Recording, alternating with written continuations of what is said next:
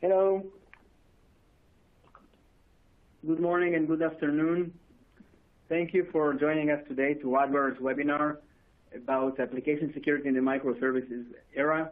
My name is Ben Zilberman. I'm a product marketing manager here at Radware, and with me is Joel Cohen, product manager for application security. Today, we will introduce to you Radware's Kubernetes WAF, a newly launched solution for containerized applications. We will start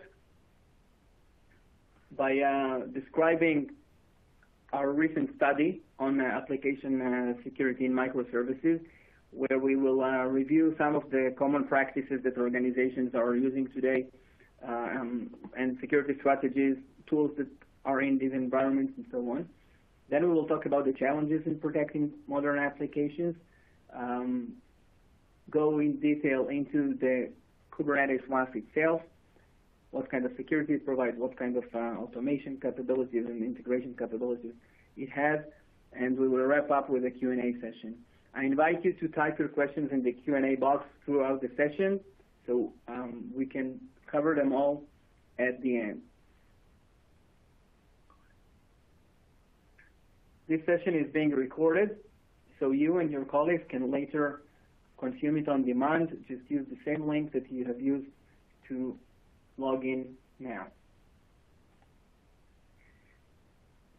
So Radware is investing a lot in market research. Every quarter we have a different report. A couple of weeks ago, we have launched our most recent web application security study that has focused on strategies and practices in microservices. We have surveyed 280 security professionals as well as DevOps and DevSecOps from different countries across the globe, different verticals in all enterprises, all sizes of enterprises. What we have learned, this is a very high level, obviously you can learn a lot more and dive deeper in the report itself, is that on one hand, businesses embrace emerging technologies. They do follow all the best practices, but at the end of the day, applications are still being hacked. And the question is why? And this is what we discuss in the report. So as far as embracing emerging technologies, we see that about 60% already run microservices or containers or serverless, that more than half have adopted some sort of a security solution or have a technology that they feel that can secure these microservices. And we see that 61% already have DevSecOps integrated as part of the structure of the application development or R&D organization. We see that more than 40% have at least 1/3 of their applications running on containers. So this is obviously becoming a de facto standard now. However, the security strategy is far than optimized. We see that businesses are just stacking up security solutions, usually the legacy WAF or cloud WAF services that they have, which are obviously limited in their ability to secure each container or each microservice. We'll talk about that during the presentation. And then other practices that are very common, but since they overlap, this is, again, an approach that is less than optimized.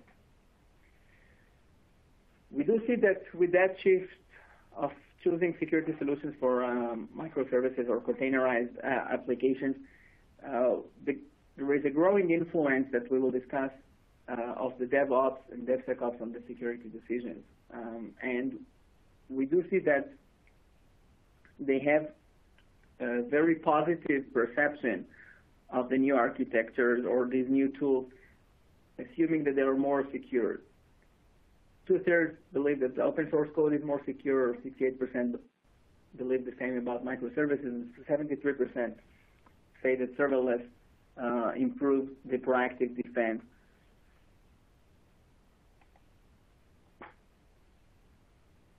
That is with regards to the security technologies. Let's talk a little bit about practices. DevOps, DevSecOps are new concepts that are being adopted more broadly in recent years. For the past few years, we see that the folks that are in charge of securing these environments and these domains, they know they have to monitor east-west traffic, that they have to have a dedicated security person in the team to do some code reviews, and they even, for the most part, the majority looks at the quality of security as the number one criteria in choosing the solution.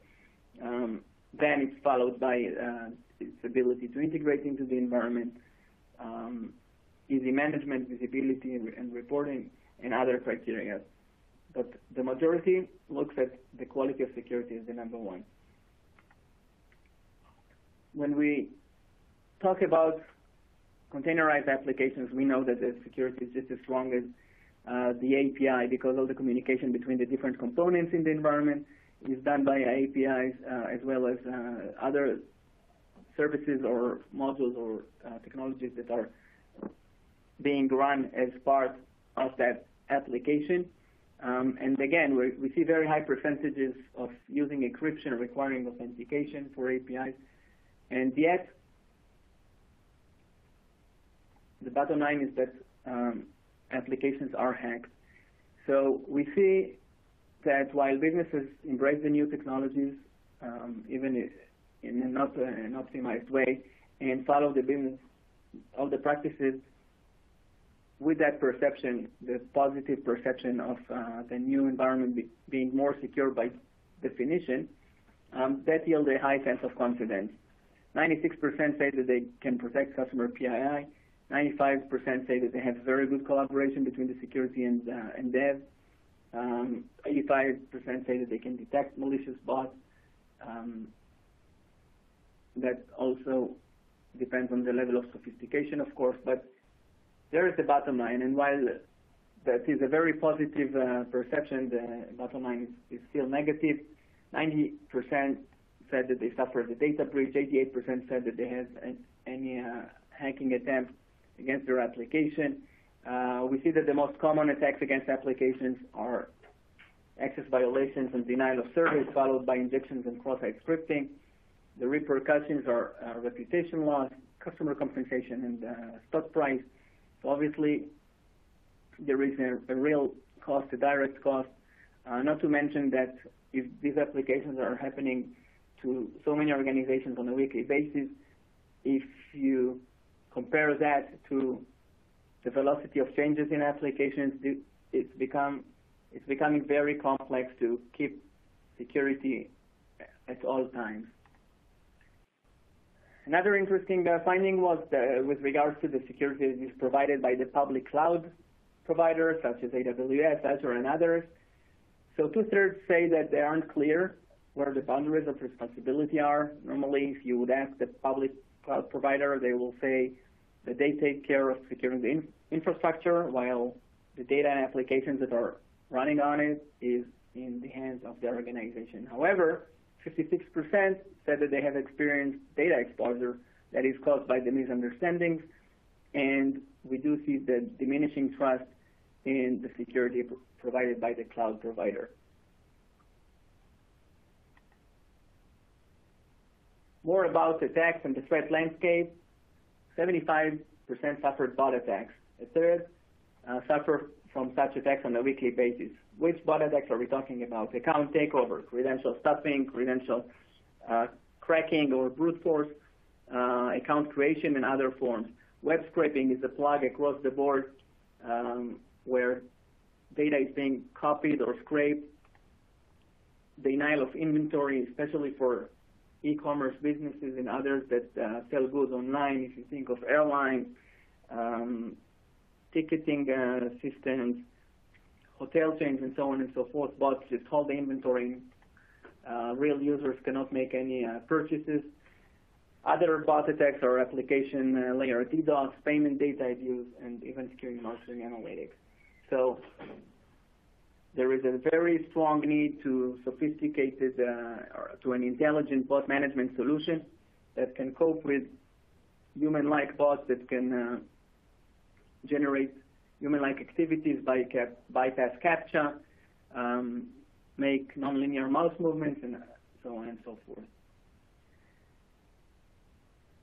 Another concern in application security today is the API protection. We see that the numbers are very similar, and the attack vectors are very similar to the attacks against applications, with 81% reporting to have some sort of a manipulation attempt. In the last 12 months, we see the limitation of the API gateways.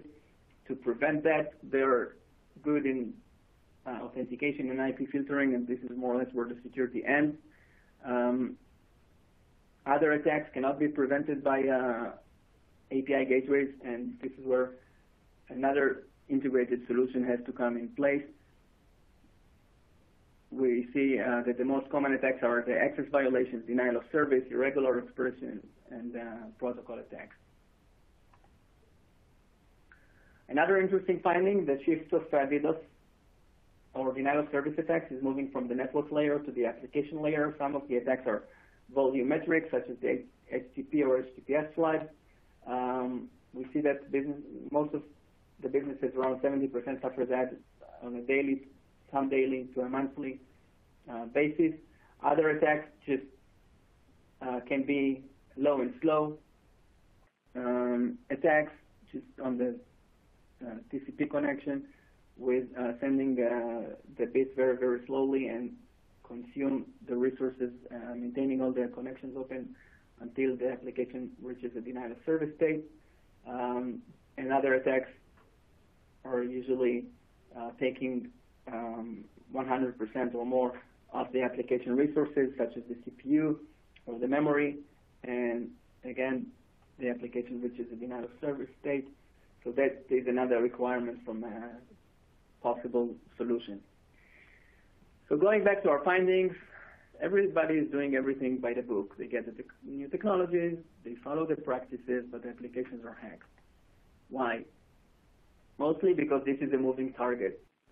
The DevOps and security play cat and mouse. We see that the pace of changes, the velocity and frequency of changes, they limit the ability to have any control of the security, the application security posture. What you see here in the slide is the percentages of daily to weekly changes of web applications, cloud applications, homegrown apps, and third-party. These frequent changes bring us to a situation where even if you have tuned your policy to a perfect level and you're 100% secure, a couple of days later there is a change that is introduced, or a new version that is pushed, or a bug that is fixed, and then some of the rules are not just as relevant, and you may have a vulnerability there. And this is beyond human to control that in a CI/CD pipeline. So to summarize, the challenges that we see in securing modern applications are in two dimensions. One of them is the operation of the security, which is very complex, where there are apps or microservices that are distributed across multiple environments, that there are some dependencies on third-party components and integrations, whether these are some tools that are used to do provisioning or testing during the application development lifecycle, or open source modules, other components that rely on third-party off-the-shelf technologies. All those communicate via APIs and increase significantly the attack surface while limiting the visibility. Then there are ephemeral components. Think of Amazon Lambda or other serverless architectures, Google or Microsoft Functions, processes that are just run and disappear. And again, with no way of having visibility into any incident that may happen in such a process. And then the other dimension is the security threat itself. We see that they evolve beyond threats to applications, evolve beyond just the OWASP top 10 vulnerabilities protections. These are not just the exploits like injections and cross-site scripting and other attacks. we see that the solutions have to do much more today, like bot protection, API security, application layer, DDoS protection, and so on. So here at Radware, we have a very broad application security offering with web application firewall, our WAF, the bot management based on an acquisition that we have done earlier this year of a company named ShieldSquare, a leader in bot management by Forrester. We have API and mobile app security capabilities. And what we introduce now is the Microservices protection. This is the Kubernetes edition of our web application firewall, which is very exciting. So with that, I'll let my colleague Joel here to introduce the solution to you. Thank you very much, Ben. Hi, everyone. I'm Joel. I'm the product manager responsible for the Kubernetes WAF, and I will be presenting to you the details and insights of what is this Kubernetes WAF. Before we go into that details, I will cover the considerations for security in the new ecosystem, as Ben mentioned, changed ecosystem. So let's get on with it.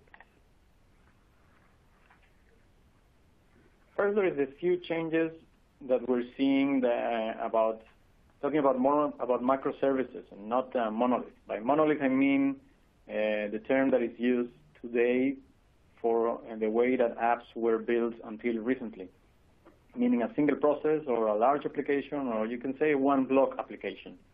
So that's where that was the monolith, and the microservices are changing this.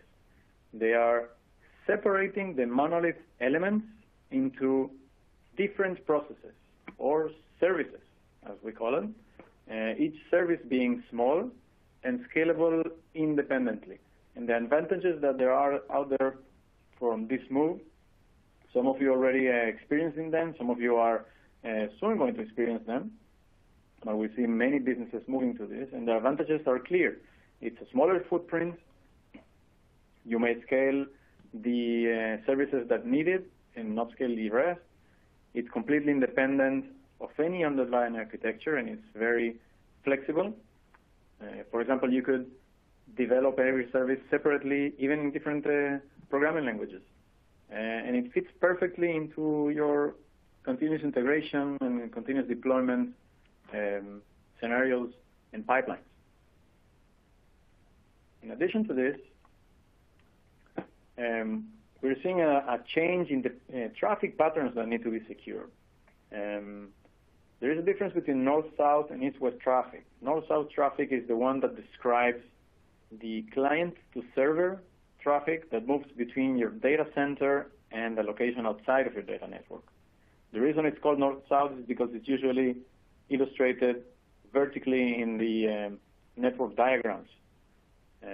This traffic has been the focus of security for a while now on network security. And now you have the east-west traffic. The east-west traffic is the traffic that is between servers or services inside your data center, inside the same data center. And the move to microservices and the move to the new microservices and the move to the new architectures are increasing the volume, as we may say, of east-west traffic. Increasing the volume of east-west traffic, not only in the volume, also the patterns of the traffics are different. We're talking more about API traffic for communication and not just HTTP requests. It's API between the services, and the major challenge being that the infrastructure being used for such systems, mainly open source and stuff, are not security first, are not focused on security.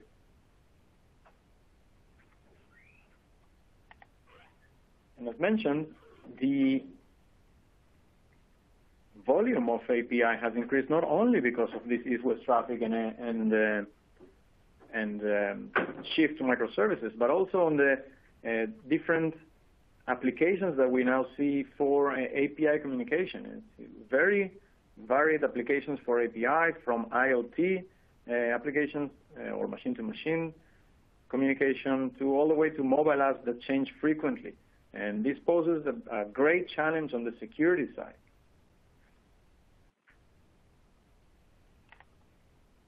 With regards to this change, everything is being changed to microservices being containers, which requires some kind of orchestration.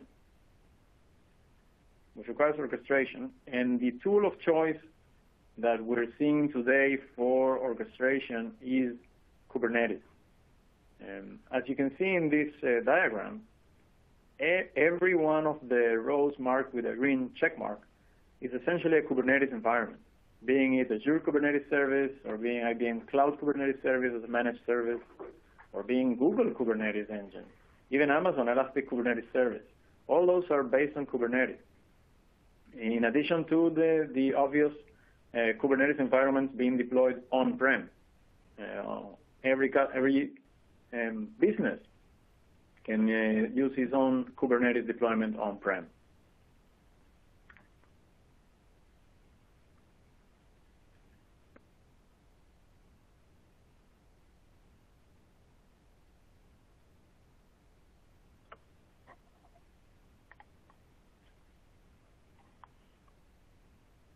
Essentially, Kubernetes is becoming the de facto standard that is being adopted by 83% of the businesses that are moving to microservices.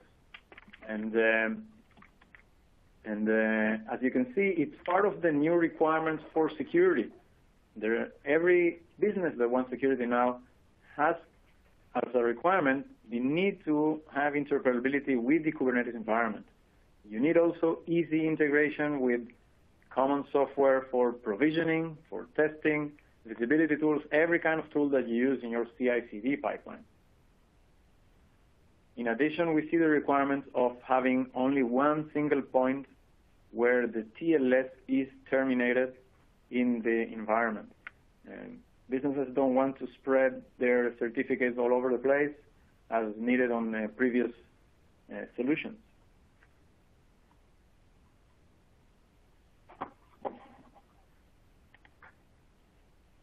This shows us that the classic web application firewalls, the classic WAF, have great limitations when we are considering them for the new microservice and Kubernetes environment. Few of them would be that they don't have the correct application context. This causes you to have the incorrect policies that are not apt to this new environment. Moreover, and even more importantly maybe, they don't scale together with the application. They are not elastic as all Kubernetes native applications. And in integrating them with the existing automation scripts and automation processes that you have when you have Kubernetes would probably require customized plugins, etc. And as mentioned before, the WAFs usually require terminating the SSL before the host, which is another point for your SSL certificate.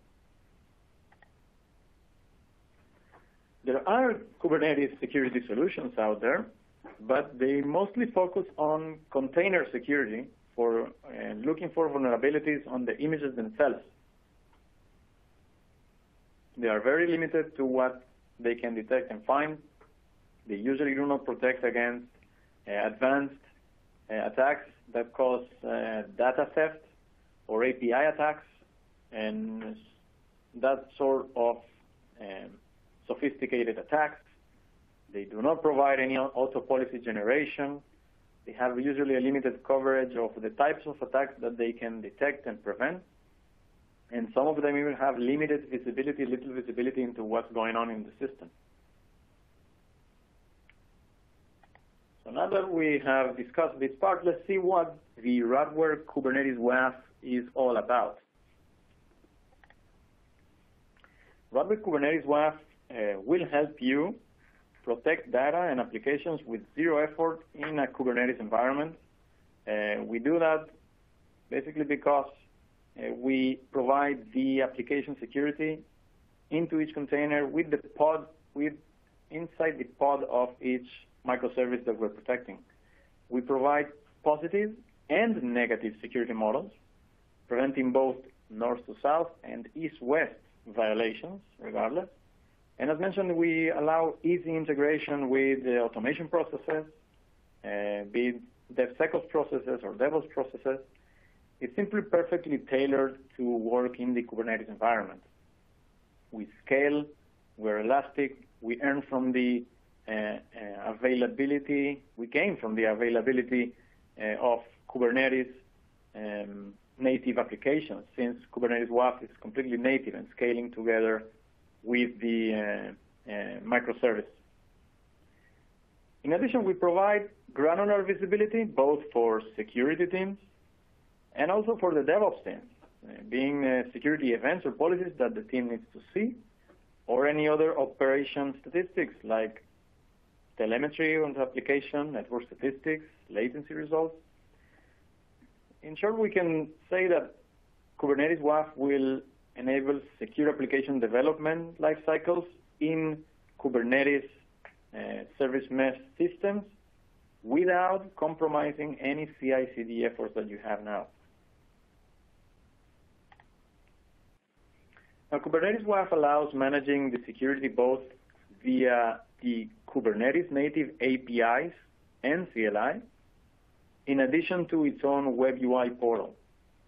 The security profiles, for example, are managed as a Kubernetes resource, which means that it's easily integrated into existing Kubernetes automation tools and processes in your environment. Any event, security events, can be pulled into existing solutions like Grafana and Kibana, and I'm not talking about a third-party integration or not talking about syslog. I'm talking about natively via the Kubernetes APIs pulled into your existing SIEM and external visibility tools. Both of these functionalities and every functionality can also be available via the web UI portal of Kubernetes WAF. Let's see some examples of this web UI portal. Here you see the forensics view that allows you to see the security events and quickly exclude any event from the security policy if needed. You see trends for the security events and statistics. In addition, we see the dashboard, the overview dashboard, where you can see not only security statistics and security-related data, but also DevOps-related data and telemetry and for the operations team.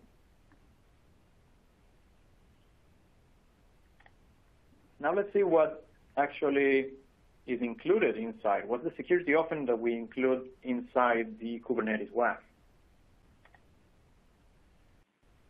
At the basic level, Kubernetes WAF will have three basic actions. The first will be to terminate the TCP, which protects against any kind of attack that employs evasion techniques at this level. Then it will parse HTTP, blocking attacks like header injection or HTTP request splitting. And then it will decode the traffic, as most attacks, at least the sophisticated ones, are encoded now. And the remaining requests that are now unencoded and parsed are passed on to the security protection. The security protections can be categorized into negative and positive security. By negative security models, I mean when you define what is disallowed, what is not allowed, allowing everything else.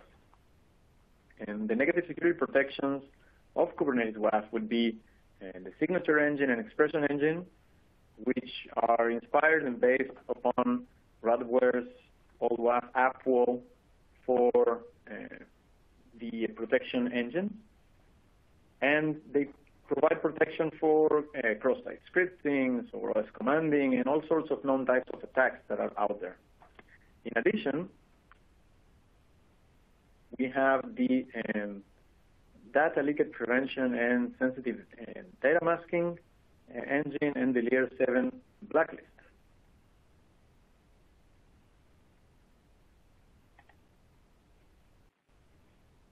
On the positive security model, and by that I mean the one that defines what is allowed, rejecting everything else, the positive security protections being the layer 7 whitelist, which is an engine that is also based on AppWall's existing engine of allow list. And when we say we're based, it means that we are gaining from the extensive experience Radware has from AppWall and from protecting applications and web applications. And we ported this to the Kubernetes WAF. And in addition to the layer 7 whitelist, we have the JSON key value inspection, which will help you protect against any REST API manipulations or essentially any embedded attack inside a JSON. We naturally have also IP-based access control and XML validity and inspection, similar to the JSON.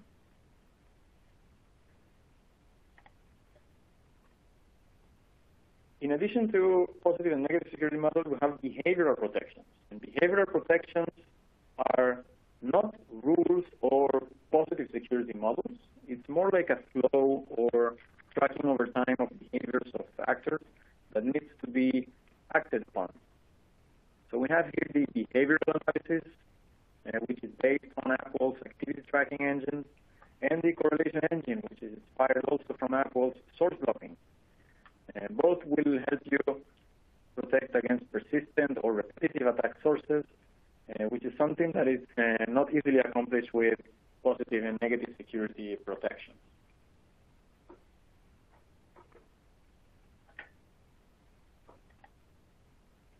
Let's see how the security policy is built in the Kubernetes WAF.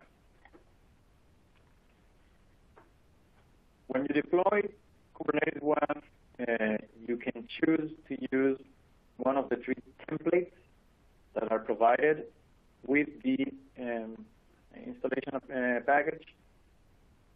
When you deploy it in the Kubernetes WAF, as I mentioned before, the policy is part of it's a Kubernetes resource, and you should mention it when deploying it. You need to explicitly describe it. So the package comes pre-packaged with templates that you can use to define, to copy this protection set. And they are one that is full protection where every rule is applied. The second one we call immediate protection, being geared toward lower false positives. And a third one that is a bypass security, meaning that you want to deploy Kubernetes WAF without any security policy active, and then activate the protections in the security policy gradually. Alternatively, you can also deploy immediately with your own defined policies and protections.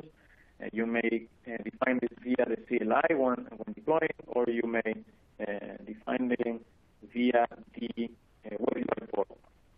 Let's see what's inside the security policy.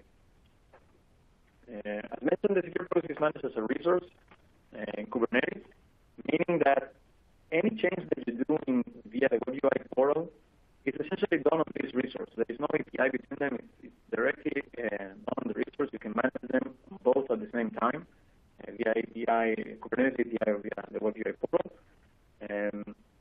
So the policies include the traffic classifiers and a set of protections paired to each classifier. So let me go down into details about what exactly this means. What is a traffic classifier? Well, the traffic classifier defines what to match traffic against, be it path or HTTP headers, and then you have protections that are assigned to the classifiers, which means that they are applied to the matching traffic. You can layer multiple classifiers as needed inside a security policy.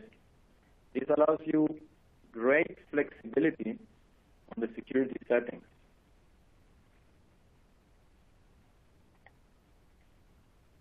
Let's see now how Kubernetes WAF is integrated into existing Kubernetes environments. So first, it's important to note that Kubernetes WAF has a distributed architecture, which means we separate the data path from the control path. In the data path, we have the security enforcer the security enforcer that is deployed together in the pod as a reverse proxy together with the microservice that is protecting it. It's independent of any reverse proxy or ingress terminating TLS before it.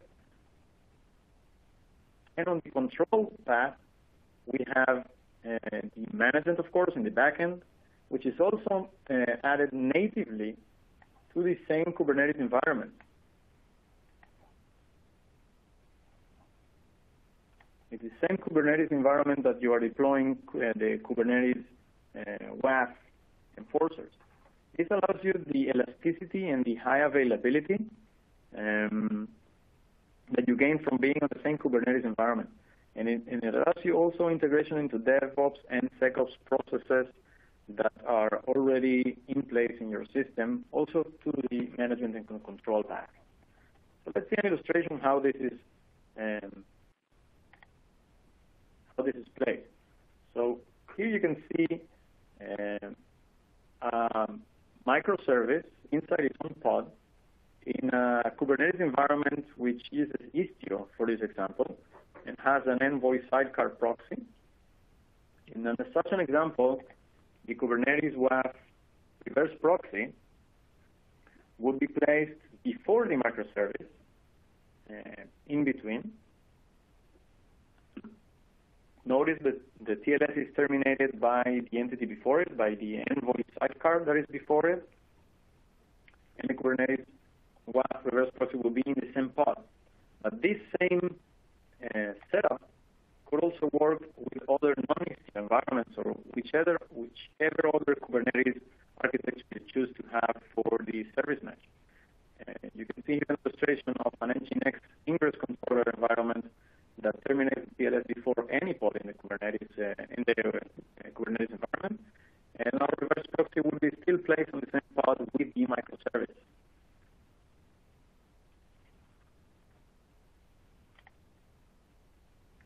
On the control side, as mentioned, it's on the same Kubernetes environment, and it manages the Kubernetes WAF enforcers that are reverse proxy inside the pod, managing the security policies, managing all the backend, also allowing you to have the web UI and the APIs to your automation or your reporting to external visibility tools and CM. Also, the management will be the one allowing for auto-learning of the policy.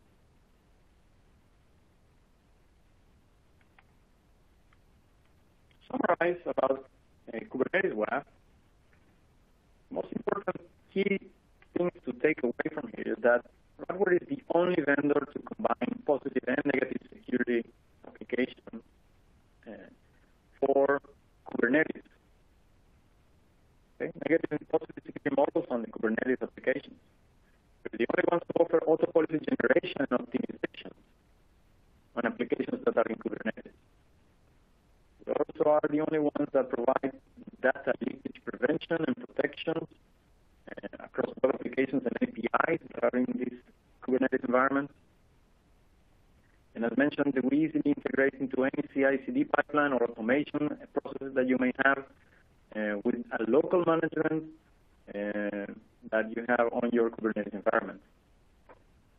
In addition, the scalability and elasticity of the system is a key differentiator, being able to scale up and down together with the application microservices. And last but not least is the visibility that you can gain from having either the web UI portal events for you or the integration into external SIEM and external visibility tools. So that was the overview of Kubernetes WAF in detail, and now it's time for some Q&A. Feel free to add your questions on the questions box. We will be going through them one by one and answering your questions shortly. Thank you, Joel. So while you type the questions, I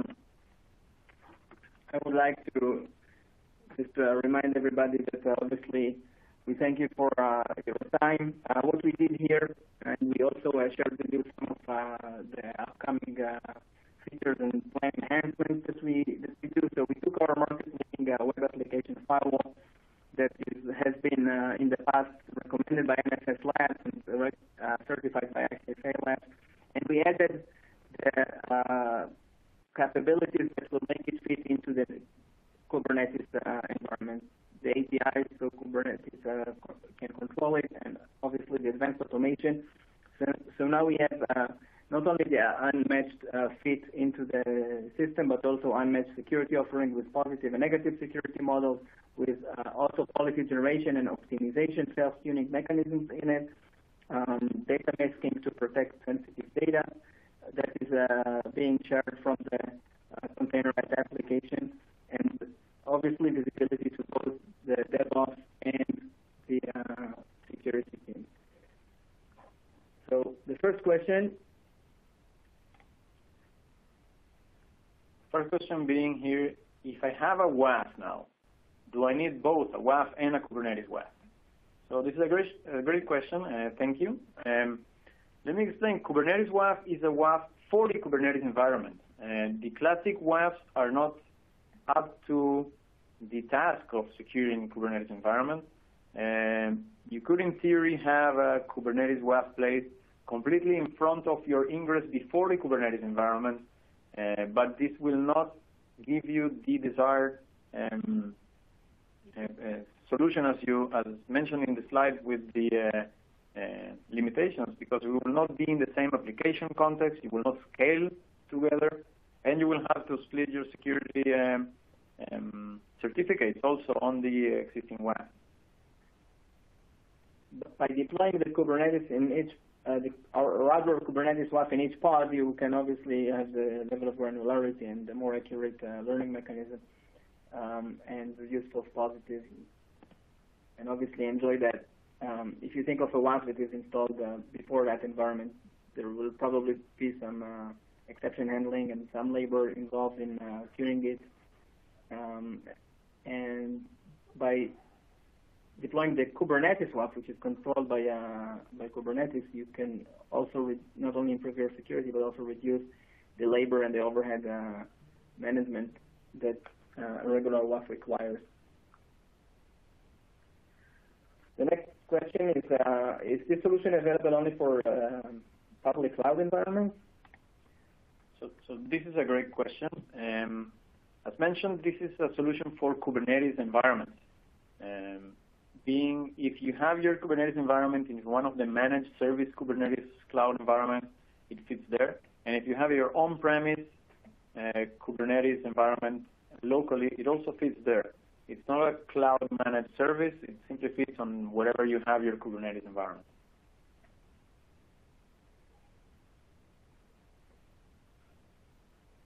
Okay, so next question is, would I be able to deploy containers in full micro-segmentation deployments?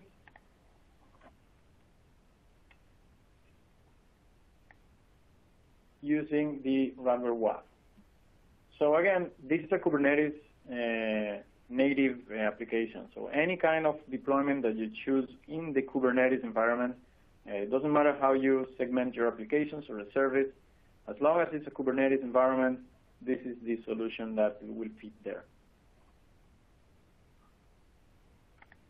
It will not orchestrate the deployment of the containers. It will orchestrate the security and the deployment of the WAF instances in front of each pod.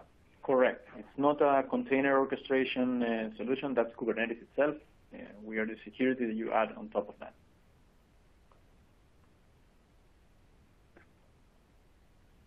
The next question is, does the control plane have to run within the same Kubernetes environment, or can it run in a public cloud or whatever? So, as mentioned before, the control of Kubernetes WAF is deployed together in the same Kubernetes native environment that you have for the Kubernetes security and the process with the security. It's the same Kubernetes environment. We don't split it. We do have that on our long-term roadmap, currently it's on the same Kubernetes environment.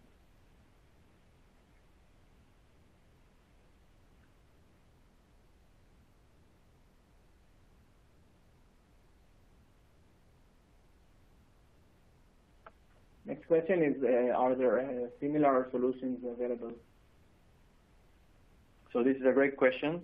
As mentioned, there are other Kubernetes security solutions. They mostly focus on the container security, meaning checking the integrity of the images and vulnerability of the images. There are a few other vendors that supply next generation WAFs for Kubernetes, but most of them are limited in the types of attacks that they provide. As we showed, Radware gains from the extensive experience and years of experience we have with Apple, with our classic WAF, to have a robust security offering. Our security offering is beyond what is out there today for Kubernetes. And then there are different approaches. Remember that some solutions, they protect the container images and such vulnerabilities, but not the data and applications.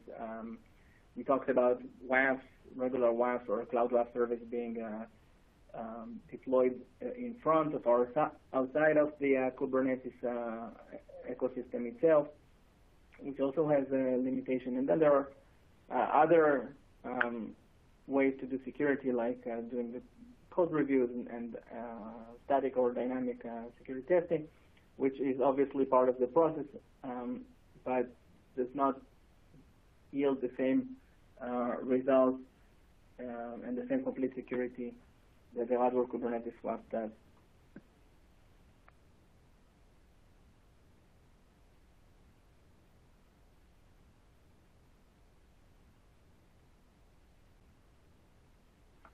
Okay, so those were all the questions that you have. We still have a few minutes if you want to type another question now.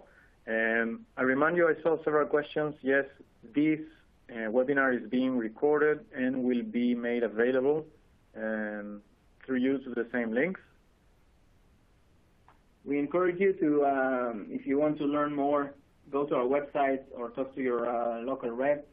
On our website, there is under the Kubernetes WAF page, there is a document with 10 considerations for protecting data and applications in microservices.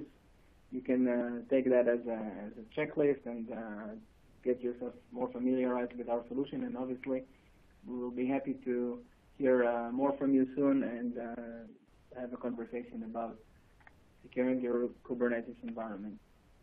We would like to thank you again for the time today and appreciate your partnership with Radware. Thank you all. Hope you have a nice day.